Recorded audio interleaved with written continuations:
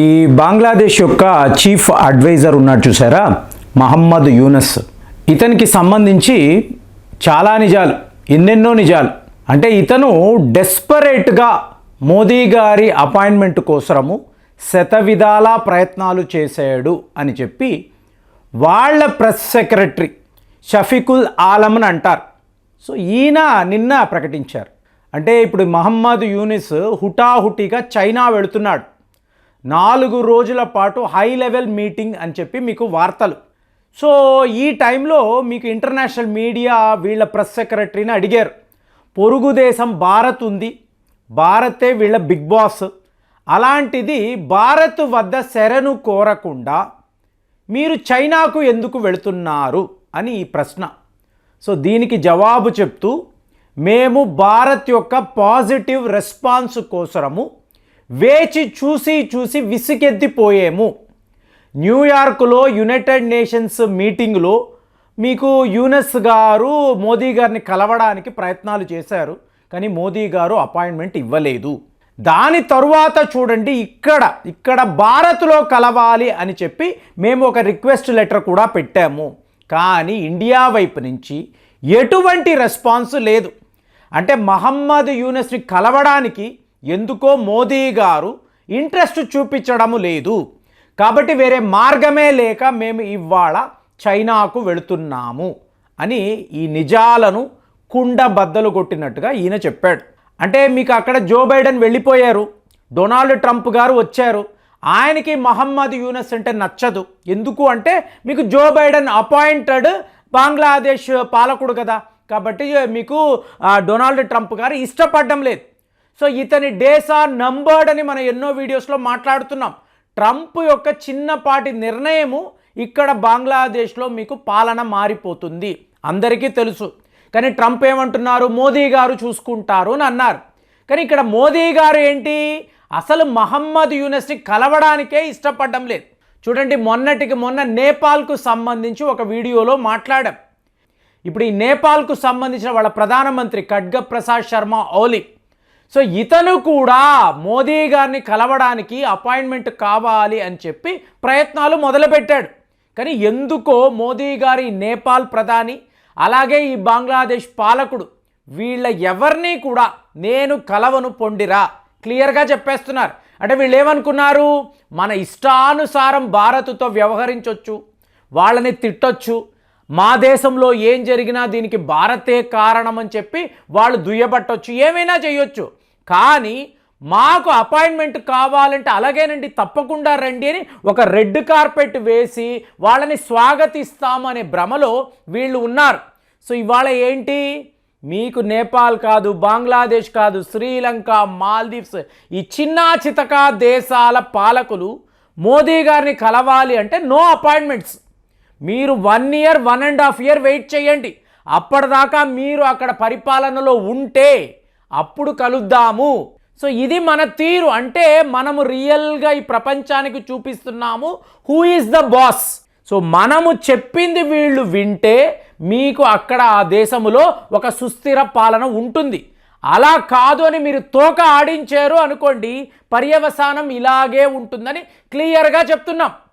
ఇప్పుడు ఈ మహమ్మద్ యూనస్ చైనా ఎందుకు వెళుతున్నాడు మీరు ఆలోచించారు అనుకోండి, భారత్తోనే వీళ్ళకి అత్యధిక శాతము ట్రేడింగ్ ఉంటుందండి. అలాంటిది ఇవాళ మెల్లమెల్లగా మనం తగ్గిస్తూ వస్తున్నాం. దాంతో మీకు బంగ్లాదేశ్ అనబడే దేశము ఒక క్రైసిస్లో పడిపోయింది. రేపు మిలిటరీ తిరుగుబాటు కూడా అక్కడ జరగవచ్చు. దానికి సంబంధించిన ఏర్పాట్లంతా క్లియర్ కట్గా జనరల్ జమాన్ క్లియర్గా చేస్తున్నారు. కాబట్టి ఎప్పుడు ఏమైనా జరగవచ్చు అన్నప్పుడు మనము మహమ్మద్ యూనస్తో కలిసి మాట్లాడడం అనేది ఎప్పుడు కూడా కుదరదు, జరగదు, ఇది కరెక్ట్ కూడా కాదు. సో ఇవాళ జీ జింగ్పింగ్ వెళ్ళినప్పుడు అపాయింట్మెంట్ ఇవ్వడం కాదు, రండి కూర్చో, ఏంటి అతను ఎలక్టెడ్ లీడర్ కాదండి, ఎన్నికలలో గెలిచిన వాడు కాదు, ఇతనికి ఒక పొలిటికల్ పార్టీ అనేది లేదు.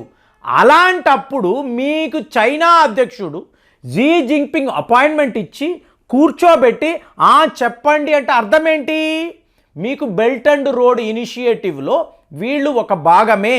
కాబట్టి చైనా పెట్టుబడులు అన్నప్పుడు ఆ భూభాగాలంతా కూడా వీళ్ళు కబ్జా చేస్తారు.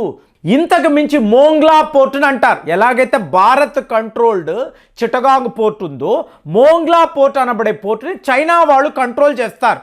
అంటే మీకు బే ఆఫ్ బెంగాల్ మలాకా స్ట్రైట్ని బైపాస్ చేయడం. కాబట్టే కదా ఇన్ని ప్రయత్నాలు. చైనా పాకిస్తాన్ ఎకనామిక్ కారిడార్ ఎందుకు? భారత్ను ఎదిరించలేక. మలాకా స్ట్రైట్ వద్ద ఇండియన్ నేవీని ఎందుకు మనం ఎదుర్కోవాలి, బైపాస్ చేద్దాము.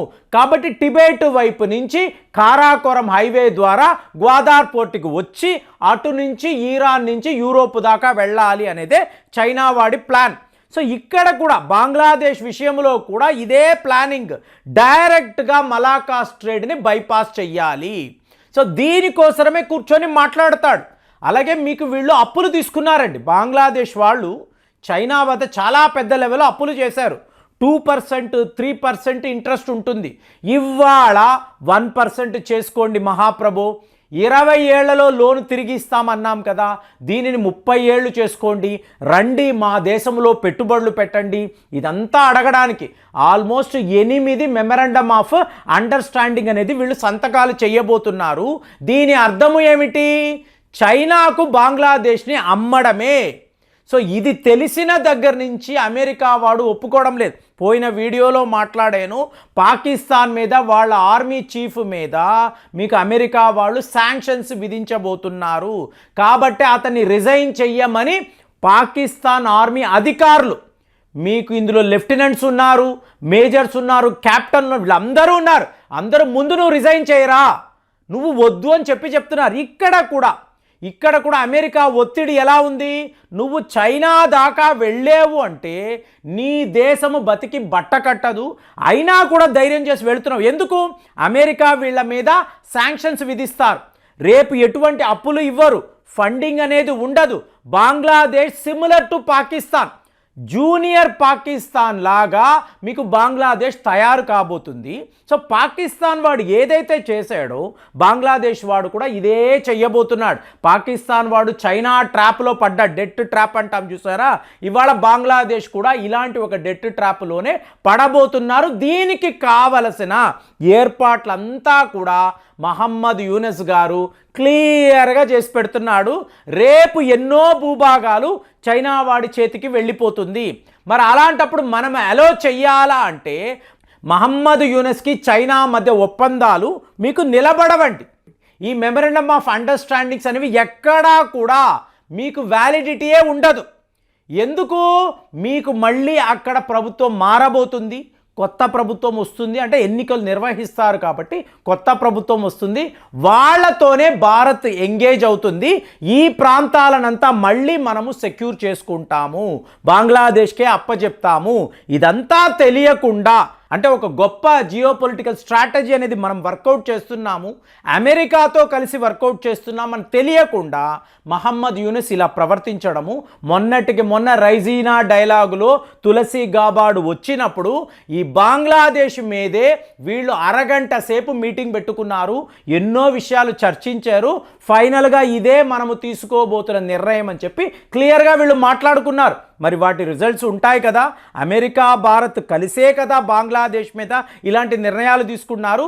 అలాంటప్పుడు మహమ్మద్ యూనస్ చైనా వెళ్ళడము, 4 రోజుల ట్రిప్పు, జీ జింగ్పింగ్ని కలవడము, ఇదంతా కూడా ఒట్టి వేస్ట్ ఆఫ్ టైము.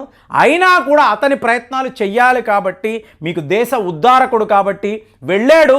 తిరిగి వచ్చే లోపల ప్రభుత్వం ఉంటుందో ఉండదో తెలియదు. మరి మిలిటరీ తిరుగుబాటు అనేది ఏ లెవెల్లో ఉందో మనం ఫ్యూచర్లో రాబోతున్న వీడియోస్లో వీటికి సంబంధించిన అప్డేట్స్ అనేవి చూద్దాము. మొత్తానికి మహమ్మద్ యూనస్ మాత్రము మోదీ గారిని కలవడానికి ఎన్నో రకాలుగా ప్రయత్నాలు చేశాడు. ప్రతి ఒక్క ప్రయత్నంలోనూ ఫెయిల్ అయ్యాడు అనేది వాళ్ళ ప్రెస్ సెక్రటరీయే చెప్పడం అనేది ఇక్కడ చాలా చాలా ముఖ్యమైన విషయము. మరి మహమ్మద్ యూనస్ యొక్క భవిష్యత్తు, బంగ్లాదేశ్ భవిష్యత్తు ఎలా ఉండబోతుంది కామెంట్స్లో రాయండి. మళ్ళీ వచ్చే వీడియోలో కలుద్దాం. జై హింద్.